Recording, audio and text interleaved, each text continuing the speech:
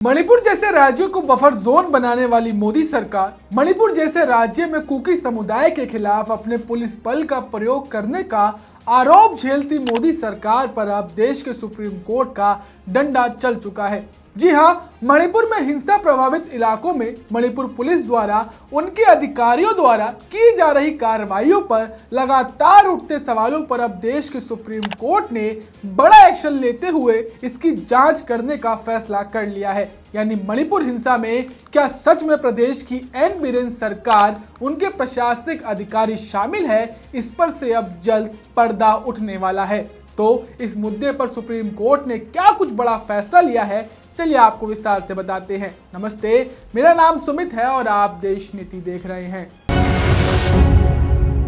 देश नीति, केवल सच्ची और पक्की खबरें।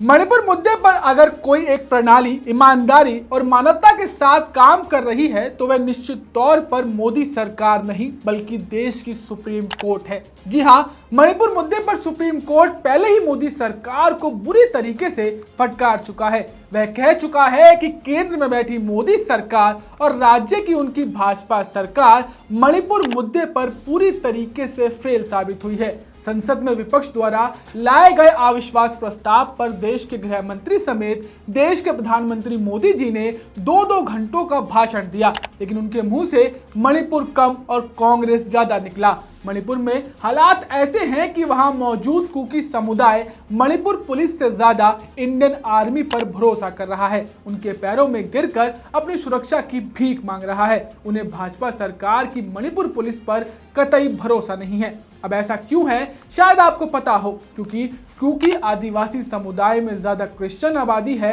तो वहीं मैतेई समुदाय में हिंदू वैष्णव की। अब ऐसे में मोदी सरकार किसका साथ अच्छे से देगी, आप समझ ही सकते हैं। विपक्ष लगातार इस पर सवालिया निशान खड़े कर रहा है, लेकिन अब देश के सुप्रीम कोर्ट ने मणिपुर में हिंसा के अपराधियों के साथ पुलिस की मिली भगत के आरोपों की भी जांच करने के निर्देश दे दिए हैं। जी हां, आपको बता दें कि मणिपुर हिंसा मामले में एससी सुनवाई कर रहा है, जहां अब उनके आदेश की एक कॉपी भी जारी हो चुकी है, जिसमें सुप्रीम कोर्ट ने मणिपुर के हालातों पर फिर से चिंता जाहिर की है। वहां मौजूद महिलाओं के खिलाफ अपराधों पर सुप्रीम कोर्ट ने नाराजगी जताते हुए कहा कि मोदी सरकार की लॉ इन्फोर्समेंट हिंसा को नियंत्रण करने में पूरी तरीके से विफल साबित हुई है।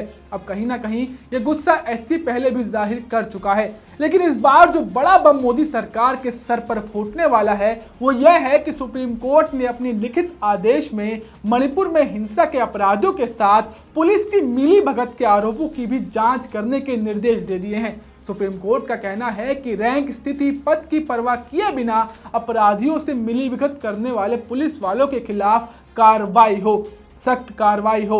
यानी जिस पर लगातार वहां का कुकी समुदाय और देश का विपक्ष सवाल उठा रहा था, उस पर आप स्वतः संज्ञान लेते हुए सुप्रीम कोर्ट ने जांच की निगरानी का जिम्मा महाराष्ट्र के पूर्व डीजीपी दत्तात्रेय पटसालगीकर को दे दिया है, जहां वे सीबीआई और एसआईटी के कामकाज पर नजर रखने के अलावा इस आरोपों की भी जांच करेंगे कि हिंसा में मणिपुर पुलिस के कुछ अधिकारियों की भी क्या कोई भूमिका है। आपको बता दें कि पटसालगीकर 2 महीने में सुप्रीम कोर्ट को रिपोर्ट सौंपेंगे। वहीं शायद आपको याद हो कि सुप्रीम कोर्ट ने राज्य में राहत और पुनर्वास का काम देखने के लिए 3 पूर्व हाईकोर्ट जजों की कमेटी का भी बनाने की बात कही थी, जिनके जजों के नाम अब एससी ने फाइनल कर दिए हैं। आपको बता दें कि इस कमेटी की अध्यक्षता जम्मू कश्मीर हाई कोर्ट की पूर्व चीफ जस्टिस निकिता मित्तल करेंगी। बाकी 2 सदस्य बॉम्बे हाई कोर्ट की पूर्व जज जस्टिस शालिनी फलसालकर जोशी और दिल्ली हाई कोर्ट से सेवानिवृत्त जस्टिस आशा मेनन है।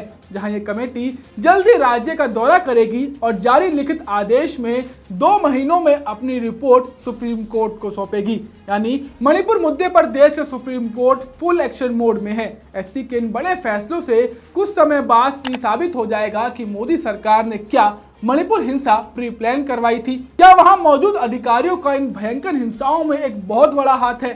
खैर, आपको क्या लगता है एससी के इस रुख पर, आप क्या सोचते हैं, हमें कमेंट का जरूर बताएं। साथ ही इस केस से जुड़ी सारी अपडेट्स के लिए देखते रहिए देश नीति। मिलते हैं आपसे अगली वीडियो में, तब तक के लिए नमस्कार। आपका एक सब्सक्राइब हमारे लिए महत्वपूर्ण है।